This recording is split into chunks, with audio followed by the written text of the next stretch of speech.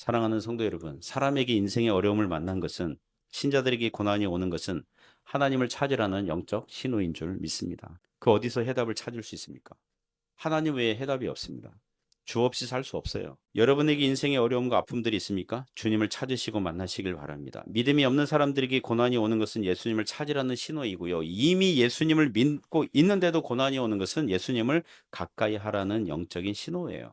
우리는 언제 어느 때 멀리 또 내려갈 수 있기 때문에 그런 것입니다.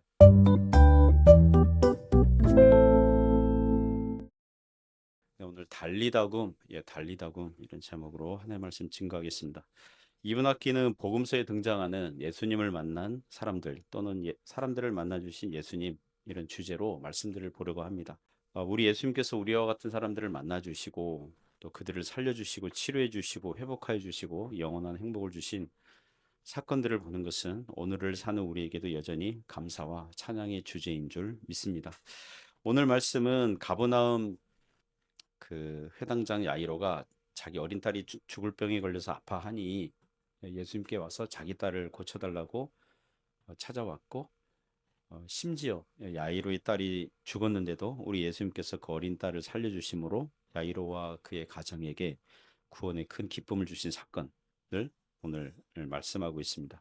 자, 오늘 성경 본문에서 몇 가지 교훈으로 은혜를 나누고자 합니다. 첫 번째는 인생 살다가 어려움을 만나면 그때가 예수님을 찾을 수 있는 영적인 기회라는 것입니다. 가족이 아프다. 인생 살다가 어려움을 만났다. 그러면 예수님 찾을 수 있는 기회라는 것입니다. 21절에서 24절에서 교훈합니다.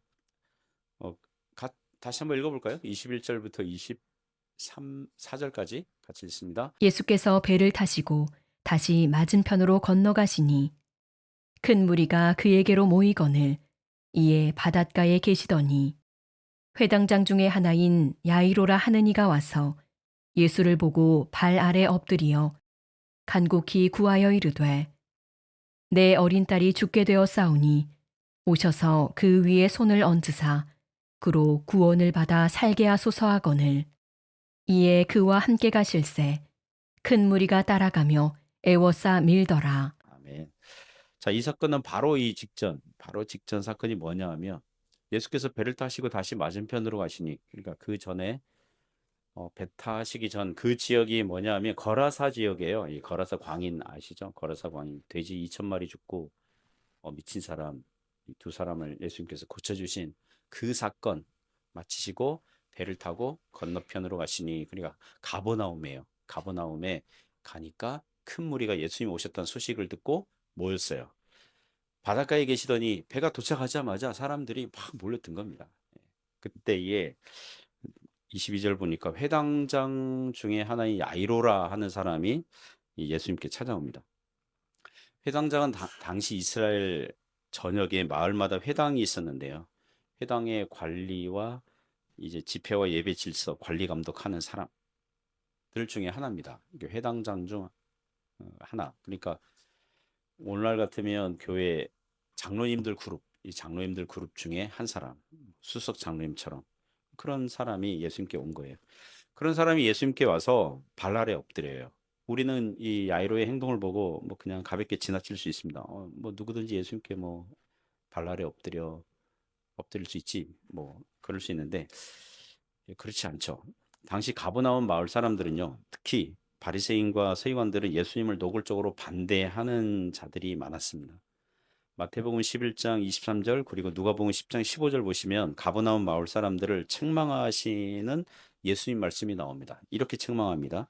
들어보셨을 거예요. 가버나움아, 네가 하늘에까지 높아지겠느냐? 운부에까지 낮아지리라. 네가 내게 행한 모든 권능을 소돔에서 행하였더라면 그 성이 오늘까지 있었으리라. 영적으로 교만해요. 네가 하늘까지 높아지겠냐? 영적으로 교만해요. 교만해서 예수님 안 믿어요. 그리고 너의 마을 사람들에게 행한 이런 일을 이전에 소돔에게 행했으면 소돔이 아직까지 있었을 것이다. 그러니까 소돔보다 못해요. 가버나움의 영적 상태가 소돔보다 못해요. 그런 책망을 하셨어요. 그러니까 가버나움 마을 사람들이 예수님 믿는 사람들이 드물었다는 것입니다. 오늘 본문에도 예수님께서 가버나움 마을에 배를 타고 오시자마자 사람들이 큰 무리가 몰려들었지만 큰 무리가 몰려들었지만 이들 중에 예수님을 진실되이 믿는 사람은 많았어요? 적었어요? 적었다는 것입니다. 요한복음 6장 보시면 예수님께서 그 오병이어 사건 행하시거든요. 이 가버나움 마을 그 근처에서 어딘가에서 행하신 겁니다. 오병이어 사건 행하시니까 수많은 사람들이 몰려들었어요. 그들은 예수님을 진실로 구세주로 믿고 몰려든 게 아니라 왜 몰려들었습니까? 떡을 먹고 배부르니까. 예수님을 ATM기처럼 예수님께 가면 계속 떡을 얻을 수 있을 것 같아. 먹고 살 수 있을 것 같아. 이런 마음이 있었기 때문에 그렇게 큰 무리가 모였어요. 하지만 큰 무리들 중에 예수님을 믿고 따르는 사람은 드물었다는 것입니다. 그래서 가버나움 회당의 회당장들 중에 한 사람이 야이로도, 이 야이로, 이 구약에 보면 히브리어로 야일이라는 이름이 있습니다. 사사 중에 야일도 있고요. 또 그 므낫세 지파 후손 중에 야일, 마을 이름도 야봇 야일 뭐 이런 있는데, 그러니까 야이로는 그 이름의 헬라어식 발음이에요. 이게 야이로. 그 이름부터가 정통 유대인이죠. 야이로의 동료 회당장들 대부분은 예수님 믿지 않았을 겁니다. 야이로의 주변 인간관계망 중에서 친구들이나 동료들 대부분이 믿지 않았을 거예요. 그런 소위 정통파 유대인이 예수님께 와서 많은 사람들이 보는 앞에서 예수님 발 아래 엎드려서 뭔가 부탁하고 있다. 큰 무리는 그날 이 마을 유지급 되는 이 어르신이 율법 학교도 다닌 적이 없는 30대 초반 예수님 앞에 엎드리고 있는 장면을 보고 놀랐겠죠. 자, 그러면 야이로가 예수님께 왜 찾아온 겁니까? 엎드린 이유가 무엇입니까? 23절 보시면 23절만 읽어볼까요? 간곡히 구하여 이르되 내 어린 딸이 죽게 되어 싸우니 오셔서 그 위에 손을 얹으사 그로 구원을 받아 살게 하소서 하거늘 야이로의 어린 딸이 죽을 병에 걸렸어요. 오늘 내일 하고 있어요. 그러니까 왔어요. 예수님, 제 어린 딸이 죽어가고 있습니다. 우리 집에 오셔서 저 어린 딸에게 안수하여 주시면 낫게 될 줄 믿습니다. 제발 부탁드립니다. 제 어린 딸을 한번 찾아주십시오. 이렇게 부탁하는 거죠. 같은 사건을 다루고 있는 누가복음 8장에서 그 딸이 야이로의 외딸 그래요. 외딸. 외동딸이에요. 외동딸. 딸 하나 있어요. 아마 늦둥이였을 것 같아요. 42절 보면 나이는 12살이래요. 그 당시 기록에 의하면 유대인들에게는 12살 넘기면 그때부터는 약혼이 가능한 결혼 준비할 수 있는 나이가 된다고 합니다. 자기 딸 또래 친구들은 앞으로의 장밋빛 인생을 기대하면서 활기차게 살고 있는데 자기 딸은 시름시름 앓고 있고 죽어가고 있는 거예요. 누가 봐도 오늘 내일 하는 상태가 된 것입니다. 야이로가 이 속이 썩어 들어가고 있는 거죠. 그 자기 딸 살려달라고 하나님께 기도 많이 했겠죠. 그리고 왜 하필 내 딸입니까? 불평도 하고 원망도 했을 거예요. 그러다가 예수님의 활동과 설교 그 소식들을 듣고 보게 된 것입니다. 가버나움은 예수님께서 공생의 사역 시작하신 곳이거든요. 나사렛에서 30세까지 사시다가 가버나움으로 이사 가셔서 거기서 본격적으로 공생의 사역을 시작하신 겁니다. 아마도 베드로의 집 방 한 칸을 얻으셔서 그곳에서 이제 시작을 하셨기 때문에 야이로는 자기 마을에서 이제 활동하고 사역하는 예수님의 그 설교도 듣고 그 사람들 고쳐주시는 그런 사건들도 많이 봤을 거예요. 야이로는 회당에 가서 자기 동료들과 토론을 하게 되면 예수님에 대해서 토론을 하게 되면 그들은 화를 내면서 나사렛 이단 교주라고 깎아내리고 비난하기 바빴을 겁니다. 오죽하면 요한복음 3장에 보면 예수님께 찾아온 사람이 니고데모 있잖아요. 언제 찾아와요? 백주 대낮에 찾아와요? 밤중에 찾아와요? 밤중에 찾아와요. 백주 대낮에 못 가요. 왜냐하면 자기 동료들이 율법 선생이거든요. 서기관이거든요. 다 예수님을 반대하기 때문에 자기 친구들에게 찍힐까 봐 산헤드린 공회원이거든요. 밤중에 은밀히 안 보는 다른 사람들이 이목이 없는 때 그때 타서 이렇게 찾아온 거잖아요. 오죽하면 그렇습니까?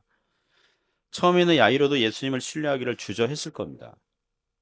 자기 주변의 친구와 동료들은 예수님 다 싫어하니까요. 야이로는 뭐 회당에 가서 동료들과 율법에 대해서 격전 없게 교양 있게 토론하다가 집에 가면 누가 죽어가고 있어요? 자기 딸이 죽어가고 있어요. 예수님의 사역에 대해서 갑론을방 막 토론하다가 집에 가면 자기 딸이 죽어가고 있어요. 그리고 예수님께서 예수님을 찾아간 수많은 질병 걸린 사람들이 각색 병든자가 치료되고 낫고 있다는 소식을 듣고 있는데도 주저하고 있는 거예요. 못 찾아가는 거예요. 예수님께 못 찾아가고 있어요. 왜요? 자기 인간관계망, 동료들, 친구들, 회당장이라는 이 명예심, 이 자존심 못 찾아가고 있는 거예요. 그런데 딸이 어때요? 오늘 내일 하고 있는 거예요. 죽어가고 있는 거예요. 시간 얼마 안 남았어요. 예수님을 찾아가는 거 주저하기에는 자기 딸이 죽어가고 있잖아요. 그러니까 예수님 찾아가도록 결단하게 만드는 것입니다. 이 야이로의 이 심리적 이 마음의 상태를 성경 교훈 따라서 말씀드리면 하나님께서 야이로의 마음을 그 딸이 아픈 걸 통해서 가난하게 하셨다는 거죠. 겸손하게 하셨다. 회당에서 그 어떤 토론이나 교훈이나 서기관들의 가르침으로도 야이로는 위로받을 수 없어요. 자기 딸을 살리실 수 있는 분은 오직 예수님밖에 안 계신다. 그 결론에 이르는 겁니다. 그래서 아버지가 자기 딸을 살리기 위해서 뭐라도 해야 되는 거예요. 예수님께서 오시자마자 겸손하게 예수님께 찾아가서 엎드려서 자기 딸을 고쳐달라고 간곡하게 요청하는 것입니다. 사랑하는 성도 여러분, 사람에게 인생의 어려움을 만난 것은, 신자들에게 고난이 오는 것은 하나님을 찾으라는 영적 신호인 줄 믿습니다.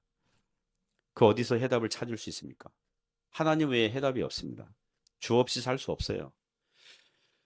여러분에게 인생의 어려움과 아픔들이 있습니까? 주님을 찾으시고 만나시길 바랍니다. 믿음이 없는 사람들에게 고난이 오는 것은 예수님을 찾으라는 신호이고요. 이미 예수님을 믿고 있는데도 고난이 오는 것은 예수님을 가까이 하라는 영적인 신호예요. 우리는 언제 어느 때 멀리 또 내려갈 수 있기 때문에 그런 것입니다. 행복은 남편이 생활비 많이 갖다 주면 행복해요? 아니면은 가족이 뭐랄까요? 그 화목하고 한 게 행복이에요? 여러분 반응이 이렇게 뜨뜻미지근한 걸 보니까 둘 다요. 뭐 이럴 수도 있습니다. 그걸 둘 다. 신자의 존재의 만족과 행복은요.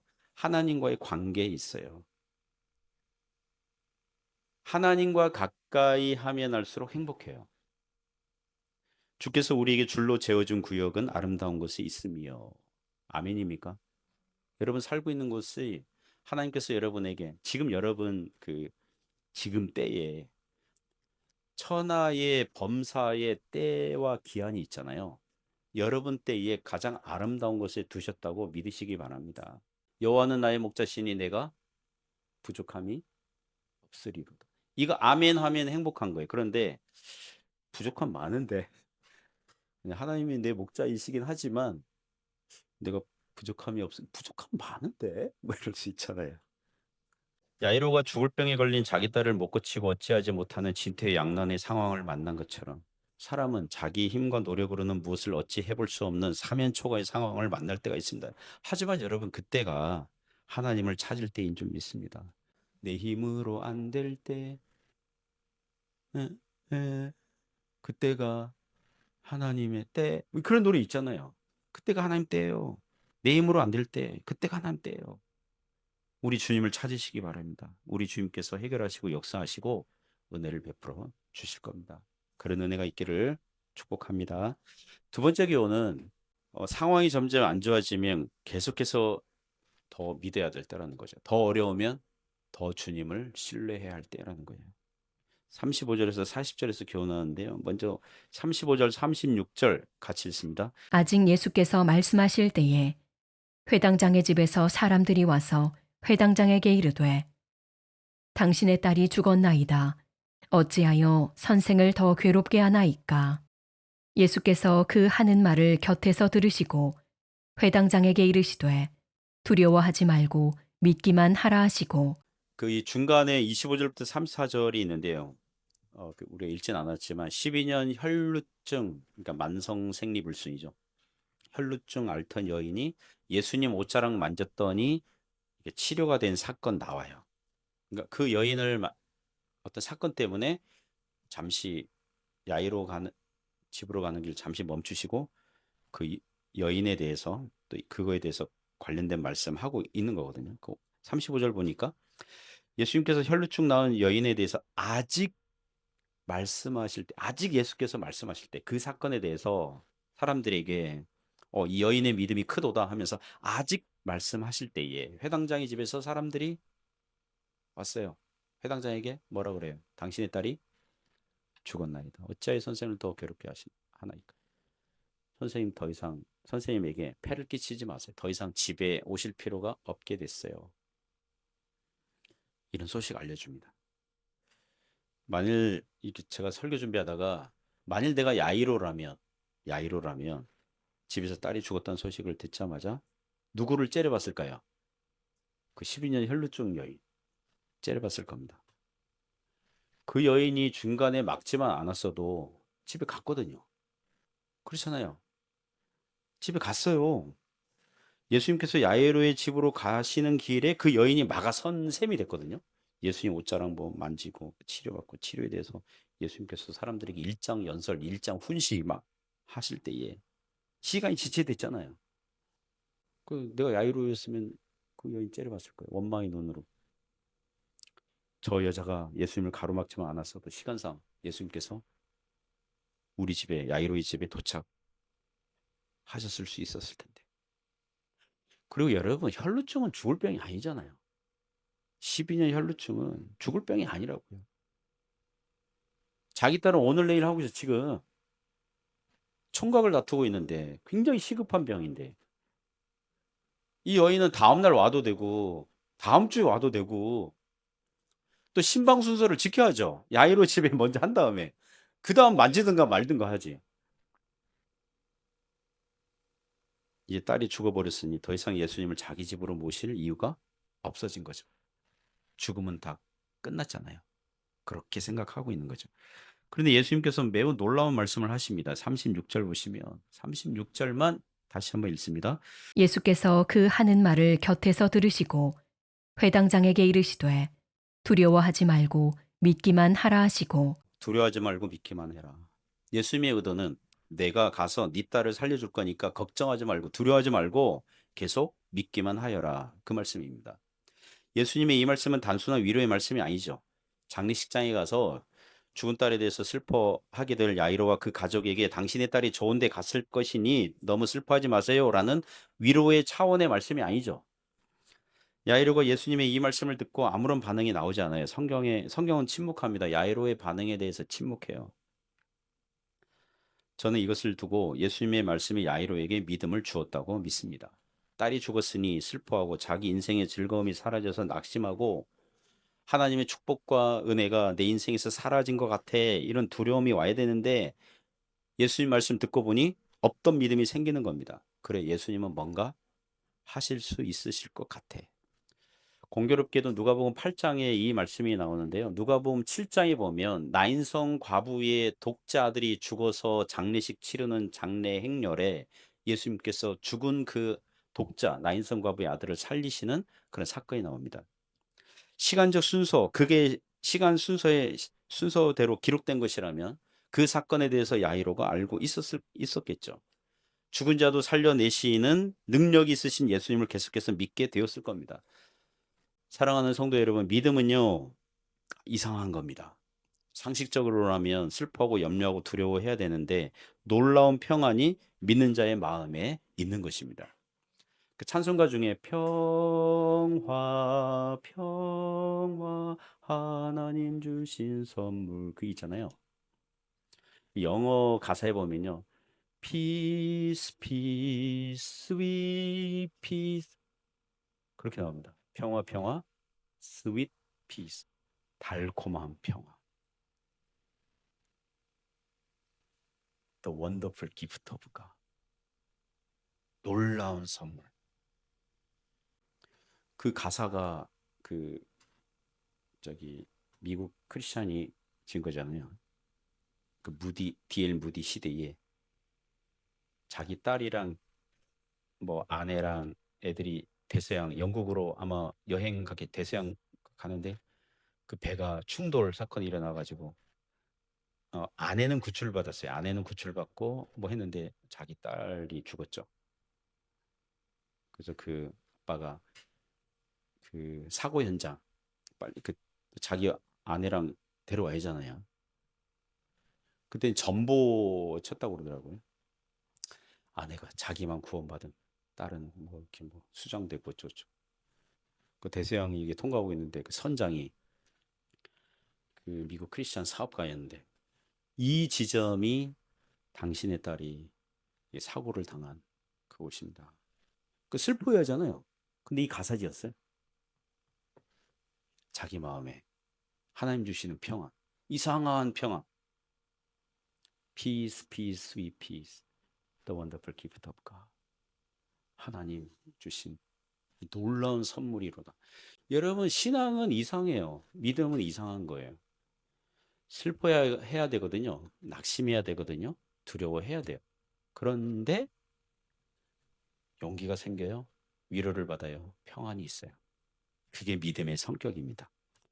오늘날도 마찬가지예요. 상황은 더 안 좋아지고 있을 수 있죠. 우리의 삶의 환경과 조건이 안 좋아질 수 있죠. 더 악화되고 있을 수 있죠. 우리를 둘러싼 주변 환경과 조건이 점점 안 좋아 보일 수 있습니다. 그 월요일에는 그 운남성에서 이제 쿤밍에서 커피숍 사업하면서 선교 사역하는 선교사님 한 분이 인근 도시 방문한 겸에 여기 와서 같이 식사도 하고 커피 타임 교제도 했습니다. 만나서 교제하는데 운남성에요. 그 선교사님들이 한때 많이 계실 때는 한 200가정, 한 400명, 200가정이 있었다고 그러더라고요. 많이 있을 때는 200가정 그렇게 추정을 했는데 지금은요 단 5가정, 딱 5가정만 남았대요. 그러니까 어떻게 마무리를 사역을 마무리할까 뭐 지금 기도하고 그런 생각 중이랍니다. 뭐 이런저런 얘기하다가 국민연금 뭐 얘기하게 됐어요. 국민연금 뭐 대화 중에 얘기가 나와서 나에게 묻더라고요. 오 목사님은 국민연금 들고 있습니까? 저 들고 있지 않거든요. 미래에 대해서 전혀 뭐 준비가 안 돼 있죠. 뭐 어쩌다 보니 못 하고 있습니다. 근데 자기는 20대 초에 아버지가 몇 년 부어줬대요. 그러다가 한 30년 안 하다가 이제 다시 이제 몇 년 전부터 이제 한다는 거죠. 그러면 자기는 65세 이후에 20에서 30만 원 받을 수 있대요. 그 나보고 지금부터라도 넣으라고 그러더라고. 그 제가 물어봤어요. 지금부터 넣으면 얼마 받아요? 65세 이후에 9만 몇천 원 받는데요. 이게 10만 원 못 받고 9만 몇천 원 받을 수 있. 그분하고 커피 타임 끝나고 집으로 오는데 대낮이거든요. 근데 내 앞이 깜깜해. 내 미래가 깜깜하게 보여. 근데 이런 생각이 들더라고요. 이 땅에서 재산은 비교적 적을 수 있죠. 그러나 하늘의 보물을 그 누구보다 많이 쌓을 수 있어요. 크리스천들의 특권입니다. 재산은 통장 잔액은 적을 수 있어요. 그러나 하나님 나라의 보물은 얼마든지 많이 쌓을 수 있어요. 여러분 많이 쌓으시기 바랍니다. 하나님께 드리는 예배 시간 쌓는 거잖아요. 헌금만 쌓는 게 아니라 쌓는 거잖아요. 헌신하고 봉사하고 섬기고. 신자들은 먼저 그의 나라와 그의 의를 구하면 다른 모든 것들을 더하시는 하나님의 은혜가 있는 줄 믿습니다. 그래서 두려워하지 말고 계속해서 믿기만 하는 믿음의 삶이 있기를 바랍니다. 37절부터 40절 보시면 예수님께서 제자들 중에 3명만 데리고 와요. 베드로, 야고보, 요한. 나머지 제자들은 큰 무리가 지금 가고 있었기 때문에 좀 질서 유지 차원에서 야이로 집에 들어가지 못하도록 뭐 그렇게 질서 유지하고 있었겠죠. 집에 가니까 벌써 장례식 준비가 한창이죠. 유대인 장례식 문화에서는요. 기록에 보니까 고대 기록에 보니까 아무리 가난한 집안이라도 피리 부는 사람 2사람 그리고 그 그러니까 눈물을 흘려주고 통곡하는 전문 알바생 아줌마 한 분 이렇게 아무리 가난해도 그러니까 회당장 집이니까 피리 부는 사람들 벌써 장례식 준비가 한창이죠. 구슬픈 피리 소리 막 내고 있었겠죠. 또 한쪽에서는 울며 통곡하며 막 그렇게 하는 그러니까 이 장례식 분위기를 연출하는 거죠. 막 하는 거죠. 그게 38절에서 그 집에서 떠드는 것 울며 심히 통곡함을 보셨다 하는 거예요. 근데 예수님께서 장례식 준비를 중단시키십니다. 39절에 이렇게 말씀하시죠. 39절 같이 읽습니다. 들어가서 그들에게 이르시되 너희가 어찌하여 떠들며 우느냐? 이 아이가 죽은 것이 아니라 잔다 하시니 이 본문 사건은 오늘날 문자적으로 우리에게 다 적용할 수 없습니다. 우리 예수님께서 사람이 죽은 그런 장례가 일어난 가정을 반대하지 않아요. 장례식 반대하시지 않아요. 장례식에서 울며 통곡하는 것을 정죄하시는 거 아니에요. 그리고 모든 죽은 자들을 우리 예수님께서 야이로의 딸처럼 다 살려내시기를 원하시는 것도 아니에요. 야이로의 딸을 야이로의 딸만큼은 즉시 살려내실 것이기 때문에 장례식장 가셔서 이런 말씀하는 겁니다. 오늘날 신자들은 장례식장 가면 어떻게 해야 돼요? 슬픔, 유가족의 슬픔과 아픔을 위로하는 말을 해야 됩니다. 앞으로 오실 예수 그리스도와 육체의 부활을 하게 될 신자들의 소망을 언급하면서 믿는 자는 죽는 즉시 하나님 나라 가거든요. 하나님 품이 있거든요. 죽을 때 눈 감잖아요. 죽었어요? 눈 뜨잖아요. 천국입니다. 신자들은 즉시 하나님 품에 있습니다.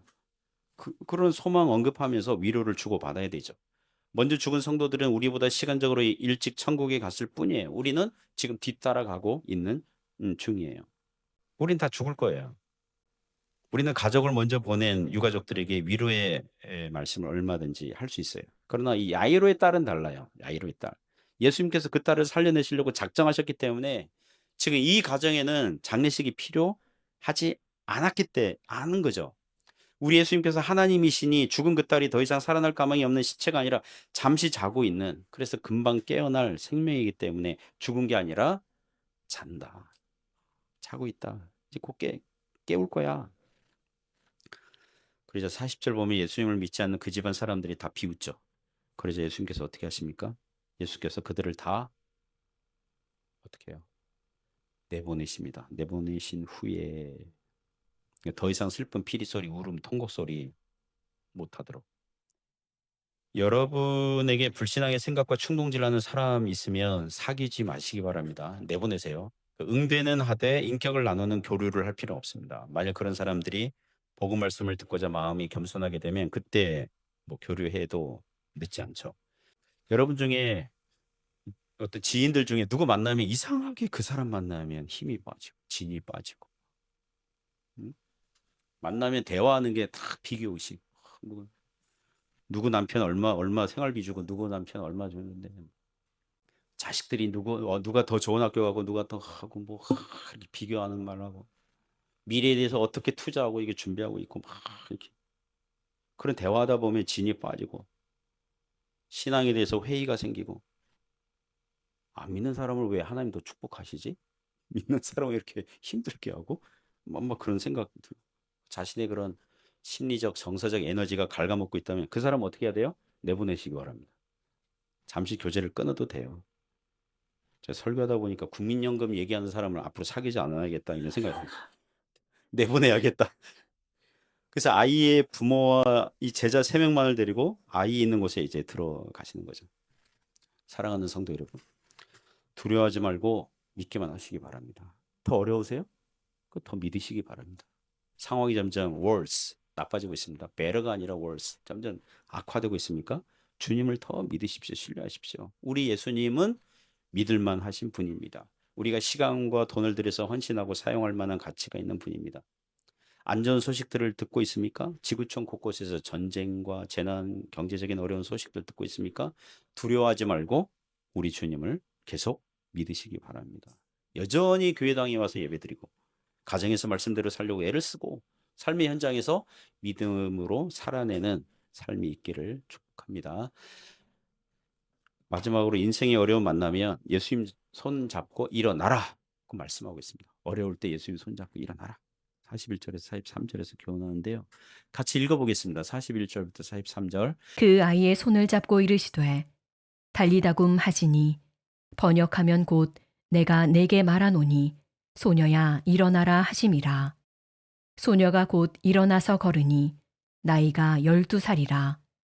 사람들이 곧 크게 놀라고 놀라거늘 예수께서 이 일을 아무도 알지 못하게 하라고 그들을 많이 경계하시고 이에 소녀에게 먹을 것을 주라 하시니라. 아멘. 예수님께서 그 아이의 손을 잡고 말씀하십니다. 권유, 부탁, 조언이 아니에요. 명령형입니다. 달리다 굼. 달리다가 그 영어식 발음으로 탈리사 쿰 달리다굼 달리다굼 굼이 일어나라 이 명령형이거든요. 달리다가 소녀야 굼 일어나라. 마가복음은 내가 내게 말하노니 추가했습니다. 소녀야 일어나라. 첨가한 거죠. 예수님의 말씀이라는 걸 강조하는 거죠. 이 달리다굼은요 그 당시 문화에서 집에서 엄마가 그 어린 자녀를 깨울 때 하는 말이랍니다. 아침에 깨우잖아요. 밥 먹어야지 하면서 일어나 누구야 일어나 밥 먹어야지 학교 가야지 양치질하고 세수해 일어나 이제 그만 자고 일어나 할 때 그런 평상 언어라는 거예요. 평상 언어. 마치 아이가 잠을 자고 있으니 예수님께서 깨우시듯 일어나라 그만 자고 일어나. 그러자 소녀는 곧 일어나서 걸으니 나이가 12살이더라. 할렐루야. 사람들이 곧 놀라고 크게 놀라고 크게 놀랍니다. 아마도 마가복음이 기록된 시기는 1세기 안에 마가복음 기록됐거든요. 이 마가는 바나바의 조카니까 또 이 소녀는 마가복음 기록됐을 때는 이미 나이가 들어서 시집가고 애도 낳고 팔레스타인이나 그 인근 지역의 교회에서 오늘날의 집사님이나 권사님으로 섬기고 있었겠죠. 야이로는 노인이 되었거나 소천했겠죠. 43절에서 예수님은 기적 때문에 믿음이 아니라 호기심으로 찾는 사람들이 많아질까봐 이 일을 알리지 못하도록 경계하셨고 이에 소녀에게 먹을 것을 주라고 하십니다. 우리가 인생에서 어려움 만나고 주저앉았다면 우리 주님께서 우리에게 손 내미시는 줄 믿습니다. 그리고 말씀하십니다. 일어나라. 달리다굼. 소녀야 일어나라. 근데 여러분은 소녀들이 아니잖아요. 그죠? 그 제가 달리다굼 그래서 챗 GPT에게 그럼 소녀나 일어나라. 소녀는 뭐 하니까 달랴. 히브리어로 달랴라는 거예요. 달랴굼. 그럼 부인, 여사, 아주머니에 해당하는 단어는 게베렛입니다. 게베렛. 여러분에게는 주님께서 말씀하시는 거죠. 게베렛 쿰. 자, 서로 좌우전 인사하시기 바랍니다. 게베렛 쿰. 게베 발음이 좀 안 듣습니다. 이게 게베렛 쿰. 복수 여성들이여 할 때 여성들이여 여러분 그럴 때는 아덴 쿰마 뭐 그랬답니다. 이제 그런 게 있답니다. 사랑하는 성도 여러분, 인생의 어려움을 만났다면 예수님의 손을 잡고 일어나시기를 바랍니다. 슬픔과 낙심과 우울증과 원망으로 시간 낭비하지 마시고 계속해서 믿음으로 일어나시기를 바랍니다. 예수님 손 잡고 일어나면 됩니다. 사랑하는 성도 여러분, 일어나 걸으시기 바랍니다. 주인 손 잡고 일어나 걸으면 됩니다. 그런 은혜가 있기를 주님의 이름으로 축복합니다.